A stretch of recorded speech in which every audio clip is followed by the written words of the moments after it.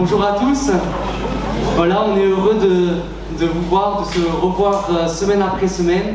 Bienvenue à ceux qui nous visitent, que tout le monde puisse se sentir bien à sa place. Il y a de la place pour tout le monde dans la famille du Seigneur. Donc ne te sens pas à part ce matin. Ce matin, ce qu'on veut, voilà, c'est ce que je disais dans ma prière, c'est que Dieu se manifeste au milieu de nous. Ça ne sert à rien de venir dans ce lieu si ton cœur est fermé et tu ne seras pas touché ce matin. Je t'invite vraiment ce matin à avoir un cœur ouvert pour le Seigneur. Je t'invite ce matin à mettre ta foi dans le Seigneur. Et alors que tu auras ce cœur ouvert, alors que tu mettras ta foi dans le Seigneur, alors il va toucher ta vie.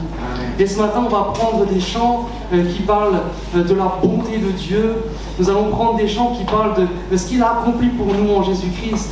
Nous allons prendre des chants qui disent qu'en Dieu, nous avons la victoire. Et c'est une rentrée ce matin, et on ne sait pas l'année qu'il va y avoir. Mais s'il y a le Seigneur avec toi, alors ses bontés ne sont pas épuisées pour cette année scolaire. Ses bontés ne sont pas épuisées, et puis il est vainqueur. Voilà, on va prendre ce chant. Vous avez le droit de rester debout si vous voulez, sentez-vous libre. Chacun fait ce qu'il veut.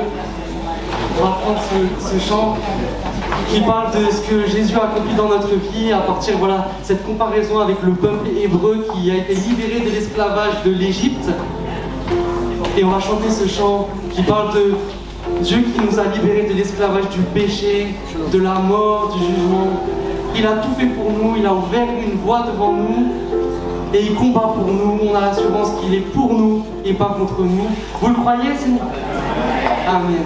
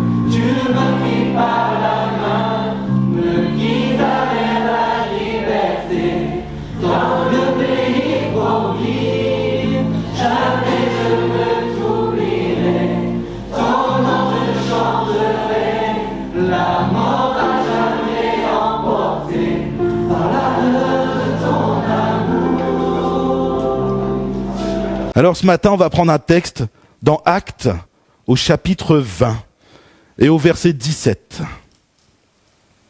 Voilà, Actes, chapitre 20 et à partir du verset 17.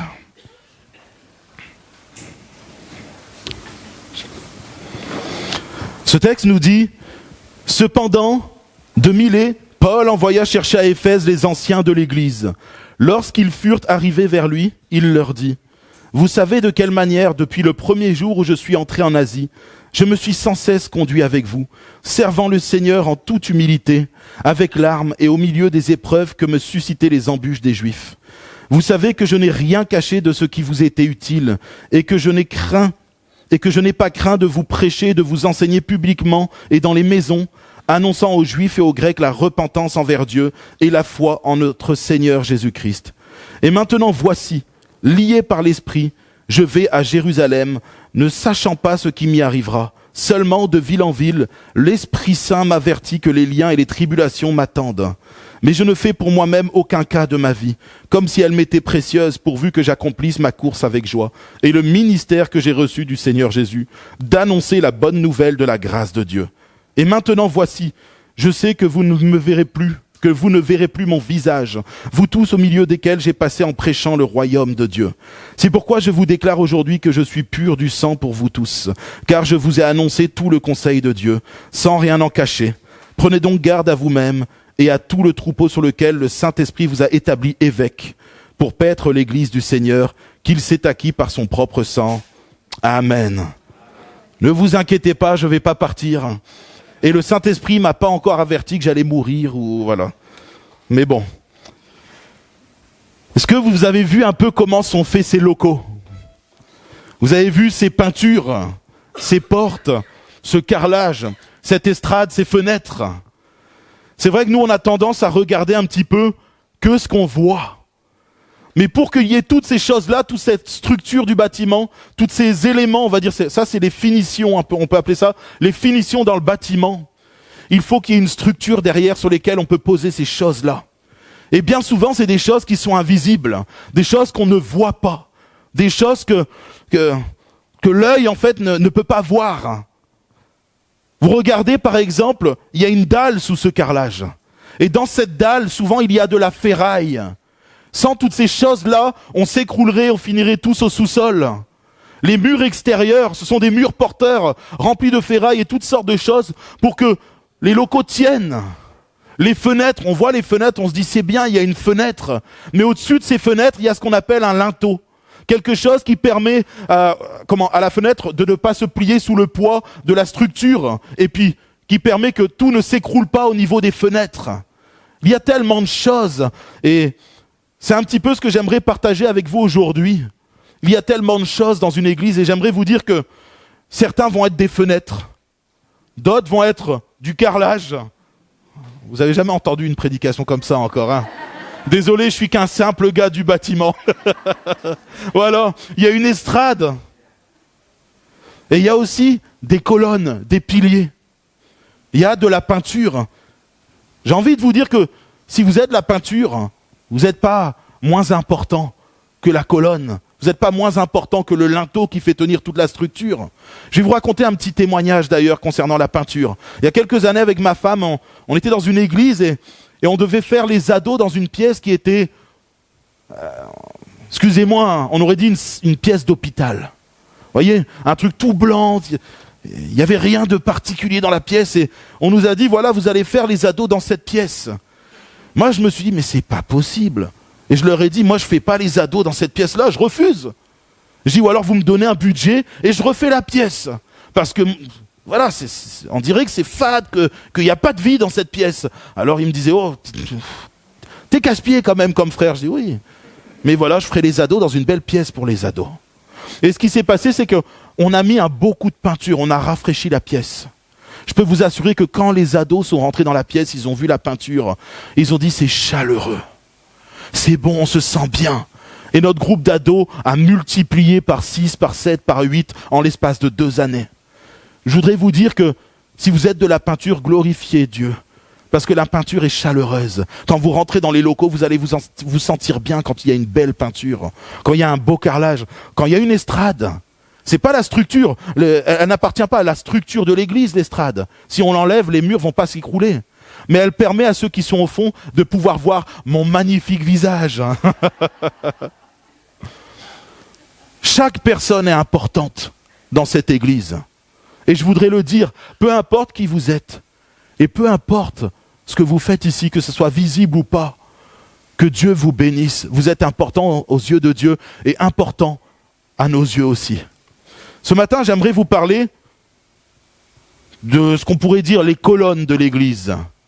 Et on va prendre, vous savez, dans ce texte, le premier verset de Actes, au chapitre 20, verset 17, qui dit « De Milet, Paul envoya à Éphèse et appela les anciens de l'église. » Ici, Paul se trouve sur une île à Milet. Et Paul va convoquer ce qu'on pourrait dire les pasteurs et les anciens d'Éphèse. Sachant qu'il va être emprisonné, il le sent. Vous savez, dans ce texte-là, la Bible nous mentionne que Paul sait ce qui va lui arriver. Il sent que ça sent mauvais pour lui. Excusez-moi l'expression. Il sent qu'il approche de la fin. De la fin pour lui. Il dit, l'Esprit m'avertit que je vais subir des tribulations. Il va m'arriver des choses. Et en fait, Paul n'a pas tort. À un moment, il va dire, mais je pense que c'est la dernière fois que vous allez voir mon visage. Et c'est ce qui s'est passé. Il a été emprisonné et par la suite, Paul a été tué.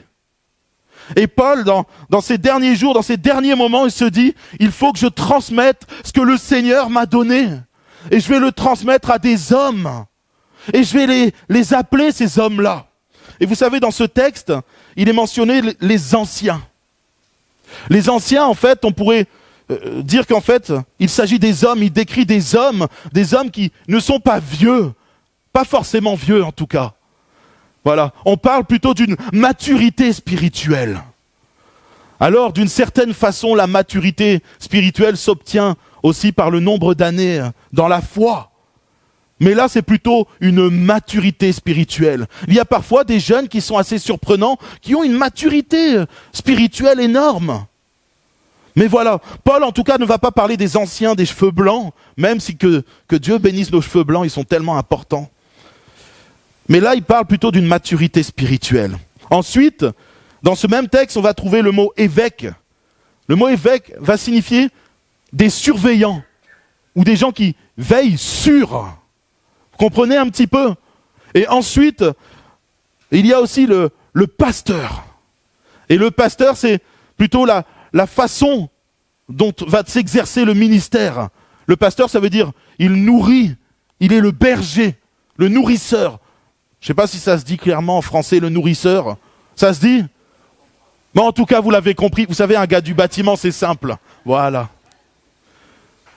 Et dans ces trois appellations, on peut voir dans la Bible qu'elles sont interchangeables. Il n'y a pas une personne au-dessus de l'autre. L'ancien n'est pas en dessous de l'évêque, qui n'est pas en dessous du pasteur. Et vous savez, souvent dans nos mouvements, dans certains mouvements, il a été dit, on va mettre l'ancien en dessous. Et on a fait en sorte que les anciens sont en dessous, mais nulle part dans la Bible, il est mentionné que les anciens sont en dessous du pasteur, en dessous de l'évêque, etc. D'ailleurs, dans le corps de Christ, nous sommes tous égaux. Nous avons des fonctions différentes. Ça, oui, d'accord, des rôles différents. Mais aux yeux de Dieu, nous sommes tous égaux.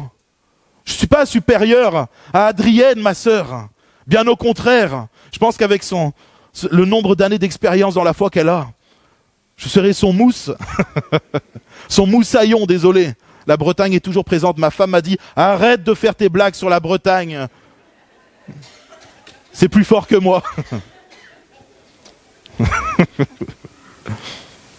savez, dans ce texte, il est dit, et lorsqu'ils furent arrivés auprès de lui. Vous savez, ça serait aujourd'hui, je demanderais aux gens, venez, on se réunit, venez, faites 3, 4, 500 kilomètres. Les gens diraient, qu'est-ce qu'il est gonflé ce pasteur? C'est à lui de se déplacer. Paul serait venu au XXIe siècle, il aurait transpiré quand même. Ça aurait été beaucoup plus difficile pour lui. Il serait venu, il aurait commencé à vouloir enseigner, on lui aurait dit, mais toi, ceci, ouais, mais moi je pense que, il y aurait eu tout un débat, tout un argumentaire autour des décisions que Paul prenait. On aurait constamment remis en question même ce qu'il était en train de mettre en place. Mais là, dans ce texte-là, ce que j'aime, c'est que Paul, il arrive, il demande aux anciens de venir, et vous allez voir le cœur de ces anciens, la disponibilité. Une des plus grandes qualités dans le royaume de Dieu est la disponibilité, la consécration. Et dans ce texte-là, Paul va le mentionner. Et quand ils furent arrivés, c'est comme si ces anciens avaient décidé de placer les choses du royaume de Dieu en priorité dans leur vie. Vous savez, à cette époque, il n'y avait pas de frais de déplacement. Il n'y avait pas des congés payés. Ces anciens ne se sont pas dit, bon, on va se poser 2 semaines, parce qu'entre le trajet, les temps que Paul, on va passer avec Paul, comment il va nous enseigner tout ce qu'il va nous donner, il va ouvrir, il va livrer son cœur, il va livrer ce que le Seigneur lui a donné, lui a transmis. Ils ne se sont pas posé de questions, ils ne se sont pas dit, waouh, je vais perdre de l'argent. Les anciens étaient consacrés à Dieu. Et dans ce texte-là, moi, ce qui me surprend, c'est la facilité dont ils ont eu à répondre présent quand Paul les a appelés. Mes frères et mes sœurs, j'aimerais qu'on se pose cette question. Est-ce que ce matin, quand le Seigneur nous appelle, nous pouvons nous rendre aussi disponibles que ces personnes l'ont fait? Quel est l'état de ton cœur? Quelle est la consécration de ton cœur ce matin pour ton Dieu? Comment tu te places vis-à-vis du Seigneur ce matin? Est-ce que quand le Seigneur t'appelle et il te dit « j'ai besoin de toi », tu réponds présent? Ou est-ce que tu vas négocier avec Dieu? Et tu vas dire « ouais, tu sais, moi Seigneur, il y a ça, moi il y a telle chose, moi Seigneur, tu sais, je dois passer de temps avec ma famille, tant de temps avec ci, tant de temps avec ça. » Et au final, tu deviens quelqu'un qui fait de la politique avec le Seigneur. Est-ce que c'est ça ton cœur? Je sais par moments que ça nous arrive tous d'essayer de négocier avec Dieu. C'est vrai, en même temps, Abraham l'a fait. Quand Dieu a voulu détruire Sodome et Gomorrhe, mais il l'a fait pour une cause qui était noble. Et au final, poussé par l'esprit par lequel il était animé, il négociait avec Dieu pour sauver les justes qui étaient dans cette ville. Mais parfois, nous sommes, comment on appelle, vous savez, ces gens qui appartiennent à des syndicats, des syndicalistes. Mes frères et mes sœurs, ne devenons pas des syndicalistes chrétiens. Ne négocions pas avec le Seigneur, mais acceptons simplement, quand il nous appelle, de nous rendre disponibles pour sa gloire et pour son royaume. Vous savez, dans le texte de Deutéronome 20, il y a une puissante illustration de l'importance de la nécessité d'être disponible pour pouvoir servir le Seigneur pleinement. Vous savez, c'est un temps où le peuple d'Israël va être appelé à faire la guerre. Et puis, dans ce moment-là, il y a un prêtre qui va arriver et le texte nous dit « Quand vous verrez l'ennemi plus nombreux que vous, avec des chevaux, des chars et des armures, n'ayez pas peur car l'Éternel est avec vous et il vous donnera la victoire. » Alors là, on voit qu'il y a un prêtre qui est envoyé par Dieu et qui annonce au peuple d'Israël qu'il va y avoir la victoire pour le peuple. Ils vont vaincre l'ennemi. Et juste après, dans le même texte, il va y avoir des gens qui vont venir et qui vont être mandatés pour dire si quelqu'un parmi vous a une maison neuve et ne l'a pas encore inaugurée, ou alors s'il a une vigne, il n'a pas encore mangé, ou s'il vient de se marier, il a une nouvelle femme, ou si même il a des craintes dans le cœur, qu'il ne s'engage pas maintenant. Vous savez, le Seigneur appelle des gens qui sont disposés et disponibles. Et ce matin, j'aimerais vous dire que si vous voulez que Dieu se serve de vous, si vous voulez qu'il se serve de vous avec puissance, il va falloir avoir un cœur disposé et un cœur disponible pour notre Seigneur. Et je sais qu'aujourd'hui, on n'est pas toujours bien disposé. Moi-même, le premier, ça m'arrive parfois d'être fatigué, d'avoir passé une semaine difficile. Cette nuit même, j'ai pas bien dormi. J'ai dû dormir 3-4 heures. Le Seigneur, je me suis levé, je me suis dit, de toute façon, j'ai pas le choix, il faut que je prêche. Et Seigneur, je suis quand même bien disposé, parce que je t'aime. Et je sais que malgré la fatigue, tu seras présent avec moi, et je veux te servir. Seigneur, mon cœur est disposé, et je veux être disponible pour ton royaume. Vous savez, peut-être vous êtes en train de vous dire, oui, mais toi, Laurie, c'est facile. Toi, t'es pasteur, t'as pas le choix. Vous savez, j'ai été disponible dès ma conversion. Dès que le Seigneur est rentré dans ma vie, vous pouvez aller voir les premières églises où j'ai été. Vous pouvez aller voir les pasteurs. Vous pouvez aller voir toutes les personnes de ma famille qui m'ont connu. Ça a été un changement radical. Quand je suis passé de la vie, de la mort, à la vie, des ténèbres à la lumière, je n'avais plus qu'un seul objectif dans ma tête, c'était servir ce Dieu qui m'avait sauvé. Et puis j'allais voir le pasteur, même parfois, je sais pas, faudrait que je lui pose la question. Est-ce qu'il s'est pas dit, qu'est-ce qui me harcèle ce jeune? J'allais le voir tout le temps, je dis mais qu'est-ce qu'il faut que je fasse pour servir Dieu? Dis-moi, est-ce qu'il y a des toilettes à nettoyer? Qu'est-ce que je peux faire? Moi, peu importe le service que j'allais faire, j'étais disponible pour le Seigneur. Et le pasteur, même sans qu'il me le dise, j'allais parfois, je rentrais dans l'église, c'est une église qui était ouverte tout le temps. On était dans un bled qui s'appelle l'Opérette. Voilà, il n'y a pas de voleurs là-bas. Il y a beaucoup de vaches et peu d'habitants. Voilà. Mais ce que je veux dire, c'est que je rentrais dans l'église et j'allais nettoyer l'église sans que personne me le demande. Mon cœur était disposé et je voulais me rendre disponible pour le royaume. J'allais faire les toilettes et puis j'étais heureux de le faire sans que personne le sache. Parce que je me rendais disponible pour le royaume de Dieu. Mon cœur était là. Comme ces anciens, quand Paul les a appelés. Leur cœur était disponible. Et ce matin, j'aimerais te poser cette question, mon frère et ma sœur. Jusqu'à où te rendrais-tu disponible pour ton Dieu? Jusqu'à où veux-tu te rendre disponible pour celui qui t'a sauvé de la mort? Pour celui qui t'a offert la vie éternelle? Pour celui qui a payé le prix à ta place? Quel est l'état de ton cœur ce matin? Je veux te dire que le Seigneur t'appelle. Il t'appelle à être disponible. On l'a entendu. On est dans les temps de la fin. Il faut aller prêcher l'évangile. Le monde a besoin des enfants de Dieu. Le monde a besoin des enfants de Dieu parce que Dieu vit en eux. Parce qu'ils sont remplis du Saint-Esprit et parce qu'ils ont la lumière. Ils sont eux-mêmes devenus la lumière du monde. Peu importe qui t'es, peu importe ton rôle dans l'Église, Dieu veut se servir de toi.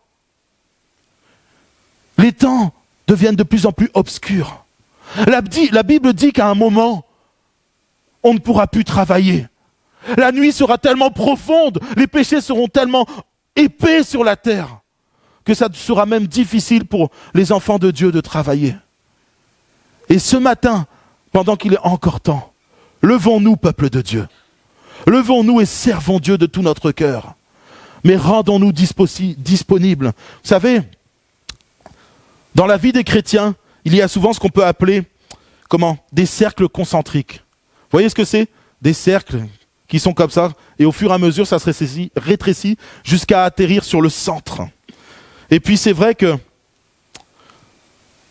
il y a 4 domaines dans lesquels les chrétiens vont souvent avoir une lutte. Premier domaine, ça va être les biens matériels. Mais je pense que peu de chrétiens sont touchés par les biens matériels. Je pense qu'il y en a quand même, mais j'espère qu'il y en a très peu. J'espère qu'il y en a même 0 dans notre église. Je prie le Seigneur pour qu'il y en ait 0. Je ne vais pas faire un appel à lever la main. Qui est attaché à ses biens? Parce que ce n'est pas le cas, on n'est pas là pour juger. On s'en fiche du jugement. On est là pour faire un état des lieux de notre église et de nos cœurs. Le faire de façon honnête devant le Seigneur.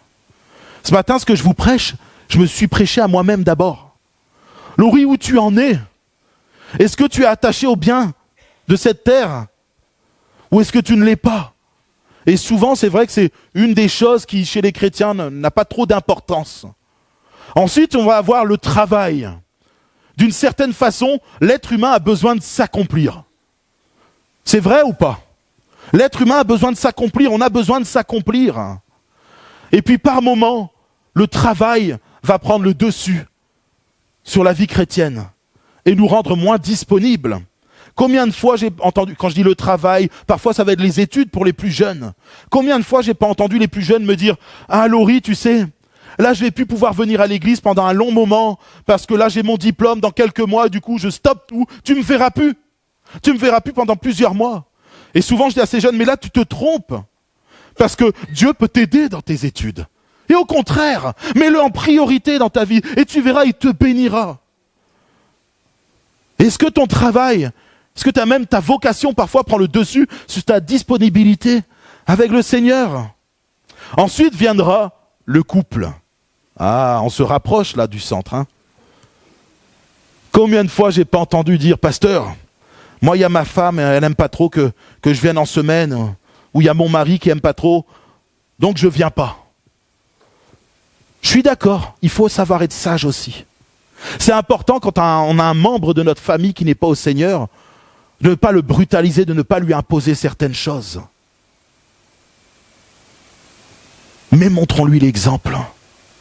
D'accord? Mettons Dieu en priorité, malgré parfois notre vie de couple compliquée. Moi je l'ai fait, je me rappelle quand Jen n'était pas au Seigneur. Merci mon Dieu, elle m'a permis de vivre ma foi librement. Quand c'est comme ça, vis ta foi à fond. Bénis Dieu. Mais quand c'est plus difficile, Dieu comprend, mais toi dans ton cœur, toi dans ta chambre, dans le secret de ta chambre, mets-toi à genoux. Passe du temps avec Dieu. Même si tu n'es pas présent ici à l'église, passe du temps avec ton Seigneur et montre-lui qu'il est ta priorité et que son royaume est ta priorité. Et ensuite, on arrive sur la chose la plus dure chez le chrétien, notre propre cœur. C'est vrai ou pas? Parfois, c'est notre propre cœur qui nous empêche d'être disponible pour le Seigneur. Nos craintes, nos peurs, nos angoisses, nos faiblesses, toutes ces choses-là. Vous savez, j'ai fait un petit calcul cette nuit quand j'arrivais pas à dormir. Comme quoi, des fois, ça sert de ne pas dormir, d'avoir une insomnie. Vous savez, quand tu mets Dieu dans ta vie, on va dire 2 heures par semaine, le dimanche matin, est-ce que vous savez, au prorata, combien ça fait en pourcentage, ta vie de consécration envers le Seigneur? Un peu moins de 1,20%. Oh, oh, oh. Quand tu es centré sur Christ 2 heures dans ta semaine, le dimanche matin de 10h à midi, si on va jusqu'à midi, si vous me permettez d'aller un peu plus loin, tu donnes 1,20% de ton temps à Dieu. Tu lui consacres 1,20% de ta vie. Et encore là, je parle de ton temps. D'accord? Parce que la consécration, ce n'est pas que ton temps. C'est aussi ton amour, ton cœur, tes finances, tout ce que tu es et tout ce que tu as est au Seigneur. Alors je te dis pas d'arriver sur un petit nuage et de dire « Seigneur, je passe 24 heures sur 24 dans ta présence, je ne vais plus travailler. Seigneur, tout mon argent, je te le donne. Et après, je vais galérer, mais je vais vivre par la foi. » C'est pas ça que je suis en train de vous dire. Mais dans ta pensée, dans ton être entier, au quotidien, dans ta vie, quand tu te lèves le matin, tu dois être bouillant pour le Seigneur. Tes premières pensées sont à Christ. Dans la journée, dans ton travail, quand tu échanges avec tes collègues de travail, n'oublie pas que tu es consacré et que tes paroles doivent être sanctifiées, elles doivent être pures pour tes collègues de travail. Quand tu es dans ton couple, quand tu es dans ta famille, et je vous l'accorde, ça m'arrive parfois d'être à côté de la plaque lors d'une dispute. Je vais dire quelque chose qu'il ne faut pas. Je vais m'énerver. Je ne suis pas parfait, je vous l'ai dit. Les camarades ne sont pas parfaits. Et je pense que sur cette terre, personne n'est parfait. Mais mon cœur est entier au Seigneur. Et quand j'ai fauté, je demande pardon au Seigneur, pardon aux gens. Parce que je ne suis pas parfait. Et c'est ce que le Seigneur te demande ce matin. D'avoir un cœur disponible, un cœur disposé, un cœur consacré dans tout ce que tu fais dans ta vie. Et quand il t'appelle, il te dit, mon enfant, j'ai besoin de toi, va là-bas et prêche l'évangile. Alors lève-toi et prêche l'évangile de tout ton cœur. Et Dieu fera ce qu'il faut. Dieu fera le reste. Vous savez, il y a un verset qui est bien connu dans Matthieu au chapitre 6 et au verset 33. Vous le connaissez? Qui le connaît? Cherchez premièrement.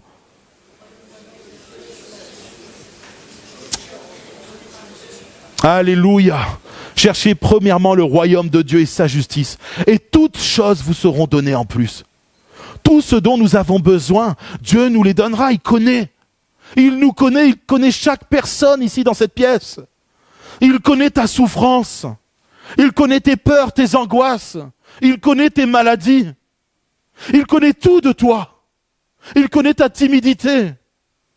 Il connaît tes faiblesses. Mais le Seigneur te dit ce matin, mon enfant, rends-toi disponible pour moi.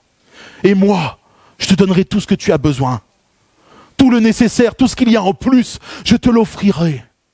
Je te le donnerai. Mais toi en premier. Mets-moi en premier dans ta vie. Ce matin, c'est ce que le Seigneur te demande. Le Seigneur te demande de te consacrer. Quel genre de chrétien es-tu? Ce matin, ce n'est pas un jugement. Je ne vais pas faire un vote à main levée. Je ne vais pas te dire, est-ce que tu es comme ci, comme ça ne m'intéresse pas de savoir comment tu es. Parce que le Seigneur le connaît déjà. Et c'est ça l'important. Ce matin, je veux t'encourager à avoir une vie consacrée. Une vie où tu te rends disponible pour le Seigneur.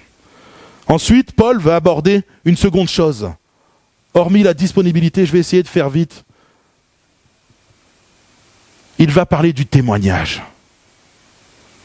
Après avoir appelé les anciens et après avoir mentionné qu'ils sont arrivés, donc la disponibilité, la consécration de ces anciens, qui ont sacrifié, je l'ai dit tout à l'heure quand même, une partie sans doute de leur salaire, de leur argent de l'époque, de leur temps, qui ont mis à part même par rapport à leur famille pour venir.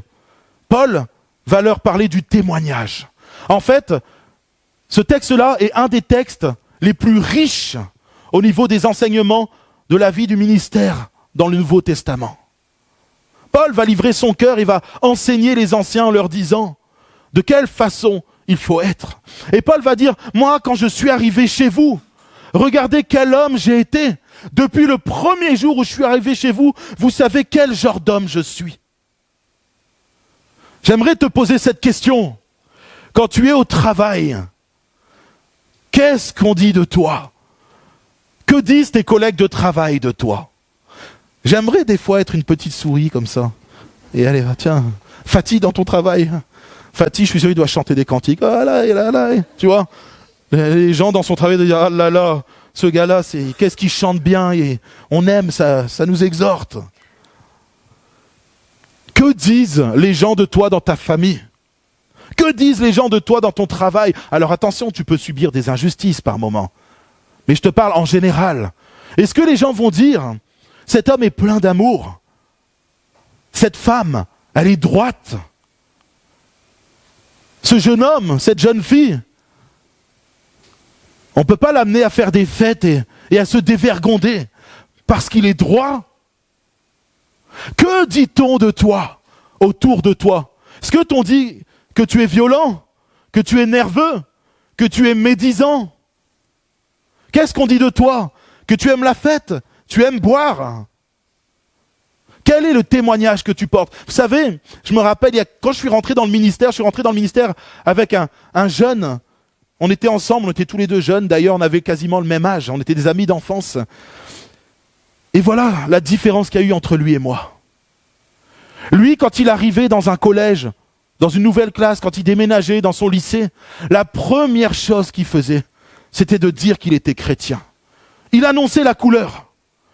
Quand ses potes lui disaient, ouais, il commençait à parler autour de lui, il commençait à connaître les gens, il disait, écoute, moi ta discussion là, elle m'intéresse pas. Quand tu parles des filles là d'une façon vulgaire, moi je suis pas dans ton histoire. Les gens, moi je suis chrétien. Vous savez, il était jeune, 13, 14 ans, conviction. Il savait à qui il appartenait.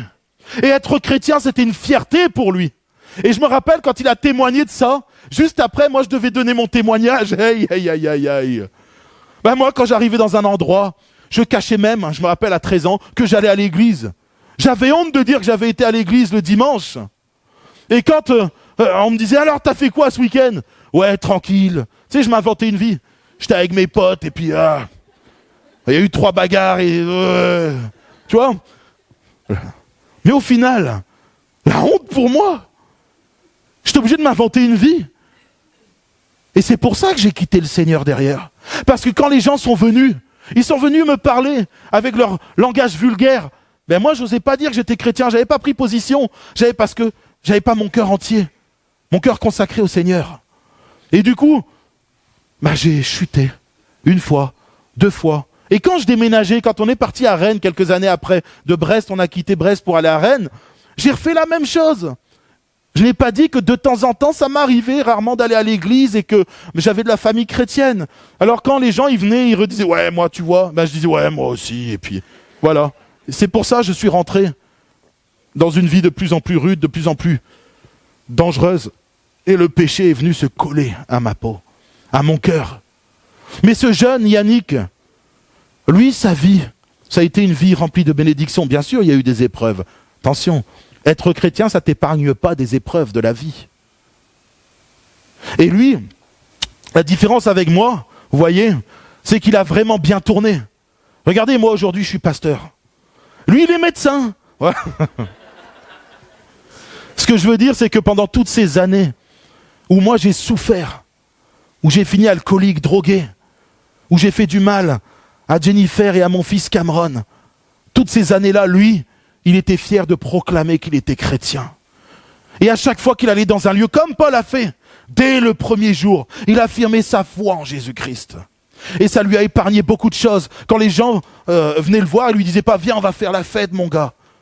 Il faisait attention dans la façon à laquelle il lui parlait. Parfois, ça lui a valu d'être mis de côté aussi. C'est vrai. Mais il a dit, dans son témoignage, il disait « Ça a été une bénédiction pour moi ». Et quand on me mettait de côté, du coup, ça m'empêchait de tomber et de sombrer dans le péché. Quel est le témoignage que tu as autour de toi? Est-ce que tu oses dire aux gens que le dimanche, tu es venu glorifier le roi des rois? Vous savez, ça devrait être une fierté. Hier, alors qu'on avait une réunion de jeunesse, le prédicateur, il a dit, vous savez, il y a des gens qui viennent et qui proclament ce qu'ils sont, et dans le péché. Et c'est même une fierté, ils vont crier sur tous les toits, je suis comme ceci ou je suis comme cela. Et ils n'ont pas honte de ce qu'ils sont, alors qu'ils sont dans le péché et dans l'erreur. Et nous, les chrétiens qui avons la vérité, on se cache, on a honte de notre Jésus, on a honte du roi des rois. On a honte du Seigneur des Seigneurs. Je vais vous dire ce matin, soyons comme Paul. Ayons un bon témoignage. Ayons vraiment une vie en règle. Disons aux gens qui nous entourent qui nous sommes et en qui nous croyons. Sans juger qui que ce soit, attention. C'est important de ne jamais juger les autres. Je le dis maintenant assez souvent, hein, mais dans notre église, nous ne sommes pas là pour juger qui que ce soit. Nous sommes là pour aimer les gens. Vous savez, témoignons-leur de qui nous sommes et témoignons-leur de notre joie. Vous savez, si un jour, essayez de vous imaginer, les gens nous voient tous arriver à l'extérieur de l'église. Monsieur Musard qui arrive, le pasteur Musard qui arrive comme ça. Il souffle.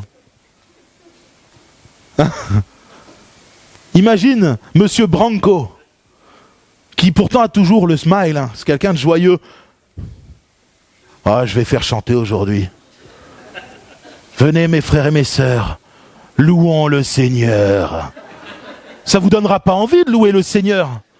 Et si moi j'arrive, l'heure est grave. Mes frères et mes sœurs, nous sommes dans une joie profonde. Ça va pas vous donner envie d'être joyeux. Vous allez dire, c'est quoi cette église?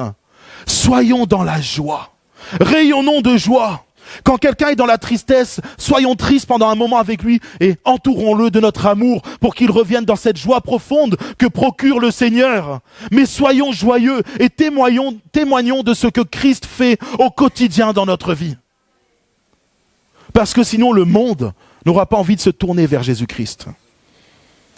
En toute saison. Vous savez, Paul le dit dans ce texte.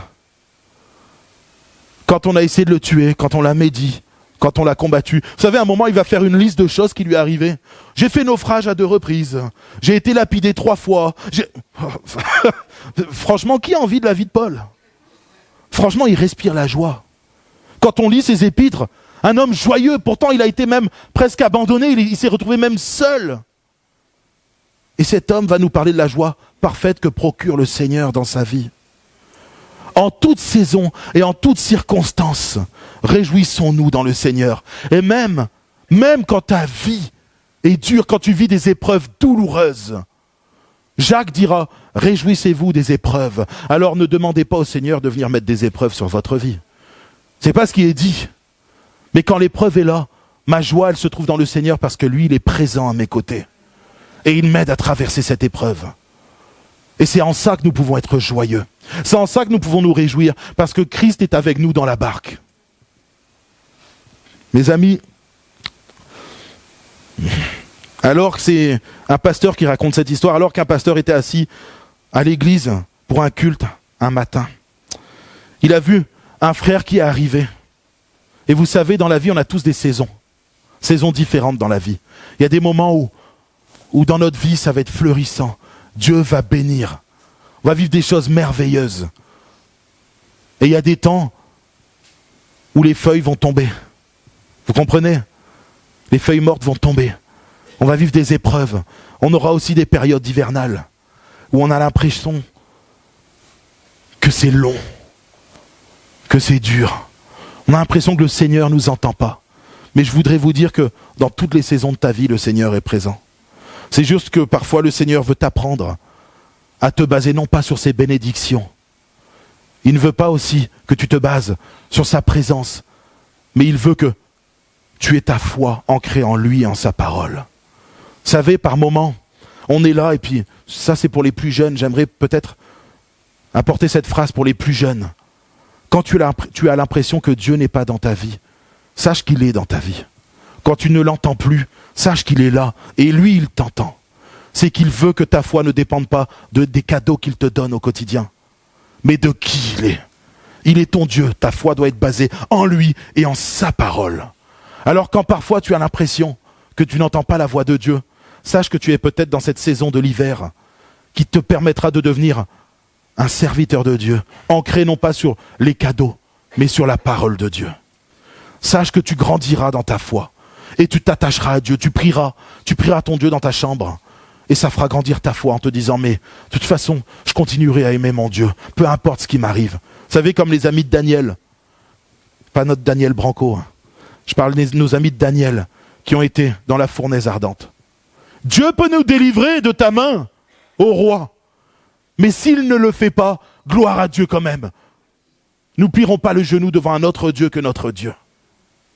Et ce pasteur, un matin, il voit un chrétien qui arrive de bon matin et qui se met à louer Dieu. Il est là, il prie. Il est venu en avance. Et ce chrétien, il prie, il glorifie Dieu. Et le pasteur dit, waouh, c'est bien, il est venu tôt. Il se pose devant Dieu. Et puis, ce chrétien, il loue Dieu. La réunion se passe, il prie et tout ça, tout se passe. Et il rentre chez lui après tranquillement. Et puis, les gens ont appris après qu'il venait de perdre sa femme la veille. Nous avons besoin de chrétiens qui sont attachés au Seigneur malgré les circonstances de leur vie.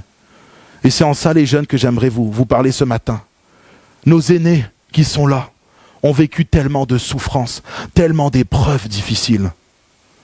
Maintenant, je vous le dis, souvent je le dis aux anciens et aux gens qui sont matures dans la foi, là, le mardi soir, parlez à nos jeunes, allez les voir, témoignez-leur de votre vie. Mais là, je vais maintenant m'adresser à vous, les jeunes. Allez puiser auprès des aînés. Parce que je peux vous assurer que les expériences de vie qu'ils ont vont booster votre foi. Qu'est-ce que j'aime quand je fais des visites chez mes aînés. Allez les entendre me raconter leurs témoignages de vie. Je suis émerveillé et en même temps bouleversé de voir qu'ils sont toujours debout et présents, malgré les épreuves qu'ils ont subies. Certains ont perdu des êtres chers, des enfants, des femmes, des maris, etc. Et ils sont là, ils glorifient Dieu.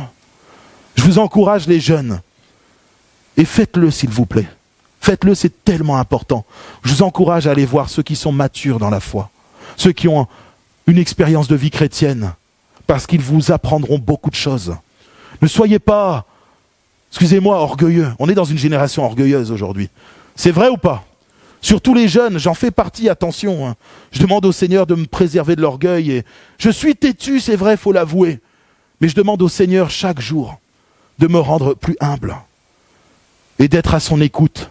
Et c'est pour ça que j'aimerais qu'on puisse, ce matin, comprendre que une vie consacrée, c'est une vie disponible pour notre Seigneur. C'est une vie où nous avons un cœur de serviteur.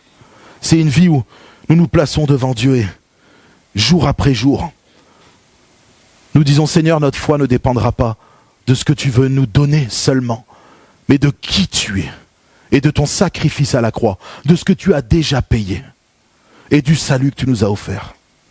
Ce matin, j'aimerais qu'on puisse tranquillement baisser les têtes.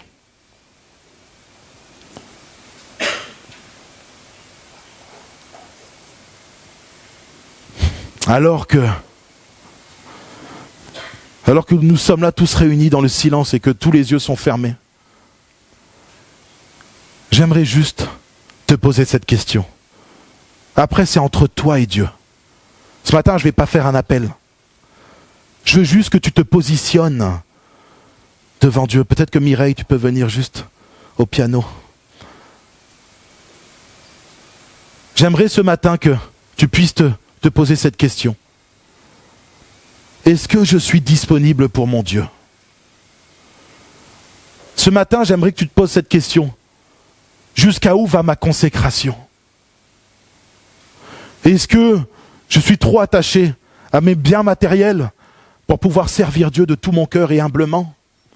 Est-ce que je suis trop attaché à mon poste, à mon travail, à mes études,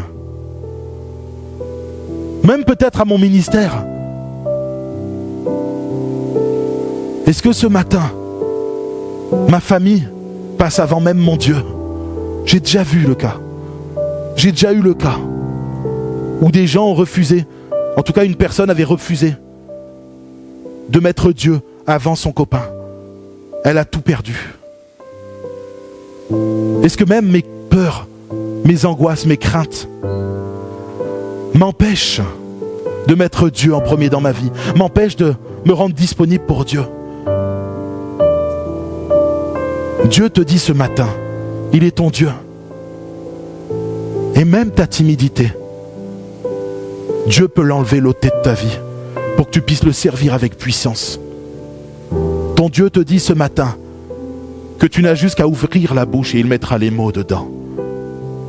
Ce matin, ton Dieu te dit, mets de côté tout ce qui t'empêche d'être disponible pour lui et tu verras la puissance de Dieu agir à travers toi. Tu vivras des temps nouveaux, des choses que tu n'as jamais vécues.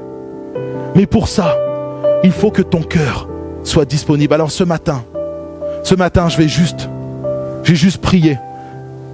Mais je vais laisser juste 30 secondes comme ça, où Mireille joue du piano. Mais pendant ces 30 secondes, pendant cette minute, je veux que tu te places devant le Seigneur et que tu sois honnête avec Dieu. Tu sais, Dieu connaît ton cœur. Tu n'as pas besoin de lui cacher les choses. Mais sois honnête avec ton Dieu. Sois honnête avec lui et parle-lui. Et ce matin, dans un temps de silence, dis à ton Dieu, ma famille est passée avant toi, mon Dieu, je te demande pardon. Mon travail m'a empêché de te servir. Peut-être que tu sens dans ton cœur comme un appel à servir aux enfants. Un appel peut-être à aller en mission quelque part. Mais en fait, ton travail ou ta vie autour de l'église t'empêche de te consacrer à fond pour Dieu. Ce matin, ton Dieu te dit, ta priorité c'est mon royaume. Et mon royaume c'est Jésus-Christ. Alors ce matin, place-toi devant Dieu simplement. Et voilà, pendant ce temps de silence, fais le point avec Dieu et après je prierai pour vous.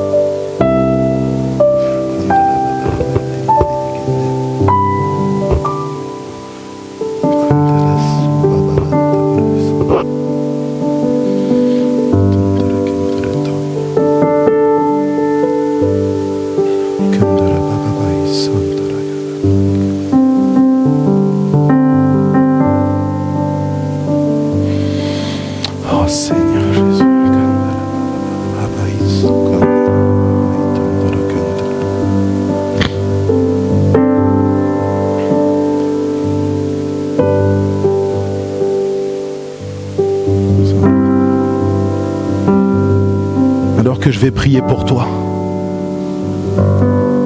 Ce matin, le Seigneur te dit, as-tu un cœur à 1,20% ou as-tu un cœur à 100% pour moi? C'est la question que le Seigneur te pose ce matin. Alors je vais prier pour toi. Je vais prier pour toi ce matin, que ton cœur soit entier au Seigneur, que tous les pans de ta vie, tous les moindres recoins de ta vie appartiennent à Dieu, afin qu'il puisse te bénir et agir avec puissance dans ta vie. Seigneur mon Dieu, ce matin, je veux te prier pour mes frères et mes sœurs. Tu connais les cœurs, tu connais la profondeur de chaque cœur. Là où nous sommes limités, toi, tu es infini, tu es tout puissant et tu connais toutes choses. Alors ce matin, je te prie pour chaque personne dans cette église, afin qu'il n'y ait que des 100% pour toi, des 100% pour ton royaume, des hommes et des femmes consacrés pour ta gloire, des gens qui te mettent au quotidien dans leur vie, que ça soit dans leurs finances, que ça soit dans leur langage, que ça soit dans leur famille, dans leur comportement, dans leur raisonnement, dans leur mentalité. Seigneur, viens faire de cette église une église de 100% pour ta gloire, parce que Seigneur mon Dieu, tu mérites notre 100%, tu mérites notre vie entière, tu mérites d'être le premier dans tout ce que nous faisons. Seigneur Jésus, ce matin, que notre église soit bouillante pour toi. Seigneur mon Dieu, viens brûler toute chose qui n'est pas à ta gloire dans nos cœurs et dans nos vies, afin que nous puissions être incandescents pour toi. Seigneur mon Dieu, que nous soyons des lumières qui brillent de mille feux dans ce monde ténébreux. Oui, gloire à toi Jésus, parce que je sais que ce matin, tu vas venir ôter tout ce qui empêche, tout ce qui nous empêche, Seigneur, de te mettre à fond dans nos vies à 100%. Merci parce que tu réponds à nos prières. Seigneur mon Dieu, merci pour chacune et chacun des membres de cette église. Seigneur mon Dieu, c'est toi qui bâtis ton église. Tu l'as bâtie comme tu le désires, mais tu l'as bâtie avec des hommes et des femmes qui se consacrent à toi. Alors ce matin, que toute l'église te glorifie. Et que toute l'église dise Amen pour être à 100% pour toi. Alléluia.